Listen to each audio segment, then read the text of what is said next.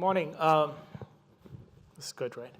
So my imagination and journey started right here in this building, MIT Connection Science. And ladies and gentlemen, I present to you FortifID, another MIT Connection Science spin-off. Before we get onto this journey, I first want to thank my dear friend Thomas for his indefatigable effort and support in making this concept a reality, and Sandy for your crazy dream called Opal. I don't know how you got that, but thank you. My decade-and-a-half long journey with the consumer lending industry left me where I was doing data science, building targeting segmentation algorithms for solicitation purposes, risk modeling, etc. Left me with two basic pain points which I thought could be addressed. One of them was that there's nothing personal about personal data anymore, for two reasons. One is, if you have seen how the institutions work, and let's not worry about the bigger banks, the 15,500 financial institutions, fintechs, credit unions, people's personal information flies around on pieces of paper, printouts, where in some cases I've seen employees, they didn't have throwaway plates. They would use these printouts, eat sandwiches, and then it goes. That's the worth of personal data. Number two was this personal data about individuals get traded by data consumers, which are the institutions, and providers, which are first party, second party, third party. They monetize your personal data with impunity, and not a dime goes to you.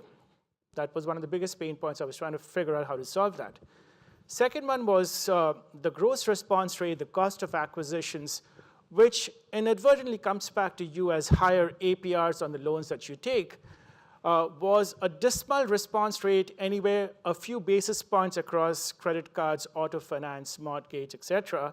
So was there a way to improve that? So these are the two pain points I try to focus on.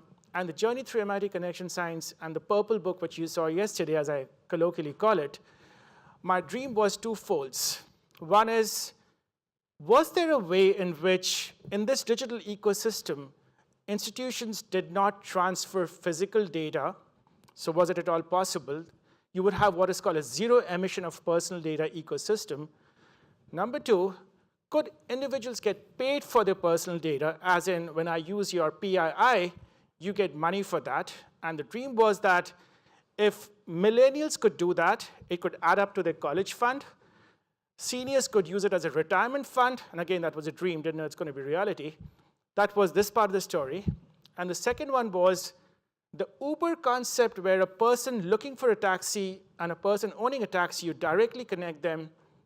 If we could do that in consumer lending, a person looking for a loan, an institution giving a loan, directly connect them, you eliminate all list companies, people who trade and mine your personal data, and all of a sudden your gross response rate is 100%, cost to acquisition comes down, you get better benefits on your APRs. So with this journey and exposure to the Opal concepts, MIT's core ID and transaction identifier, I started soliciting this new vision to many of the CXOs in the fintechs world. But my resistance was, everybody said, wonderful idea, but you're talking like solving global warming and world hunger. How do you make traction on that? So one of the advisors I have in my board, he basically suggested break it up into pieces and show traction with data providers.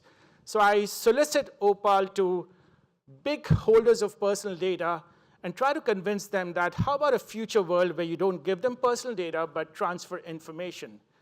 So ladies and gentlemen, today I can proudly say that FortifID is the first commercial implementation of financial services Opal, and I have Equifax's permission to say that FortifID and Equifax will be launching Opal.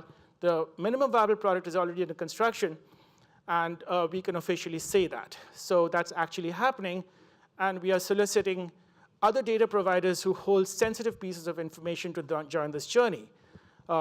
We are in the Series seed stage, so obviously next raise is also important. So that's what FortifID is in a nutshell, and our journey right now is working with smaller financial institutions to understand how the front end of this ecosystem will work, when in the future, none of your personal data will go to them, but they will work out of a yes-no Boolean concept, as in when you do an application at a lending institution, they want your KYC. In the future, they will not get your entire information in raw attributes, but just a message stating that, yes, the individual KYC is correct. yes, it's not an AML story. Yes, it's not a fraud story. If that can happen, the end vision would be a zero data ecosystem, zero emission of data ecosystem. Long story short, that's what FortifID is.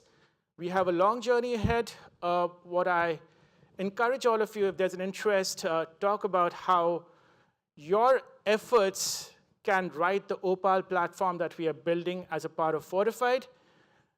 And hopefully one day, as the bureaus are talking to us, that the way of transferring batch data, which is dated, we envision being a platform for the financial data exchange of this country, where we can solicit banks writing on real-time information to join this Opal platform, the FortifID Opal platform, and actually have a yes-no answer, is the applicant delinquent today morning when the processing is happening?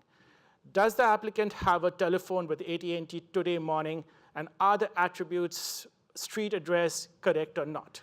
That's what we're talking about over here. Thank you.